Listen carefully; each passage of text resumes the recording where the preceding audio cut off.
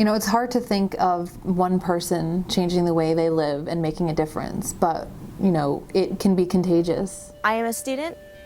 I am a teacher. I am affected by climate change. And I am affected by global climate change.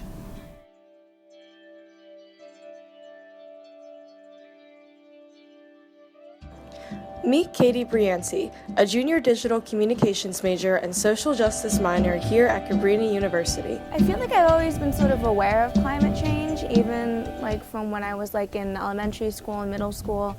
Even back when it was still just like global warming. Through her work outside of the classroom with CRS, she has dedicated herself to advocating for the global issue of climate change.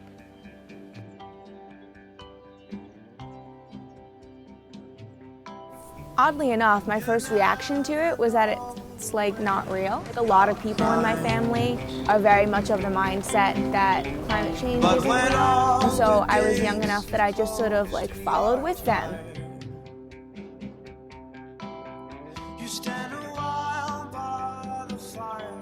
My name is Dr. Emily Basil. I am an assistant professor here at Cabrini College. The environmental science class that I took in high school would probably be the first time I was really introduced to it. And it was something that I learned about, but I don't remember it being a pressing issue that I was concerned about. When I was a freshman, I was sitting in my ECG class and somebody read off this statistic that every time the temperature of the earth raises a degree, 10% of all usable farmland is no longer usable.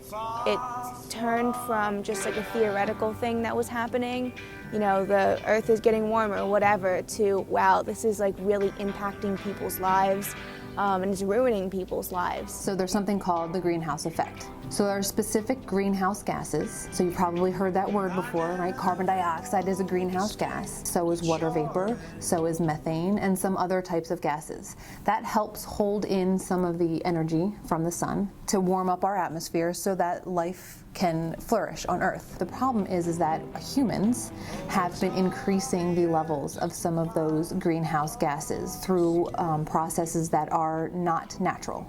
For example, burning fossil fuels. So the more gases we enter into the atmosphere, the more heat gets trapped. And so that can in turn increase the temperature of the atmosphere to levels that would be more than if by just natural processes. Unfortunately, what happens is that, you know, first world countries are the ones that really contribute to climate change, but they're not the ones that feel the effects of it. It's the third world countries that feel the effects of it. My fear is for my children and what world they're going to have to live in and how it will affect them.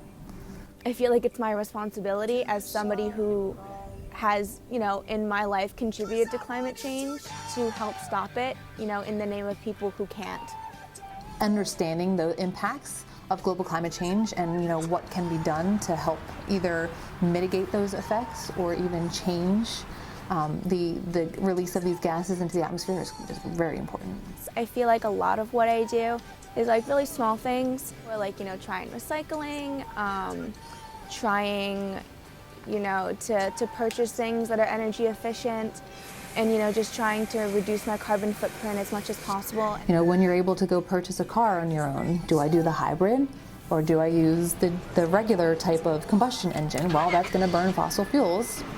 Is it worth the extra couple of bucks that it will take, you know, to get the hybrid? So when you charge your cell phone, don't let it charge all night for 8 hours. If it's got a full charge, unplug it. Just be conscious about your energy consumption and try to cut back where you can. I've also got the opportunity with CRS to lobby in Washington, D.C. And one of the topics that I did lobby on was climate change.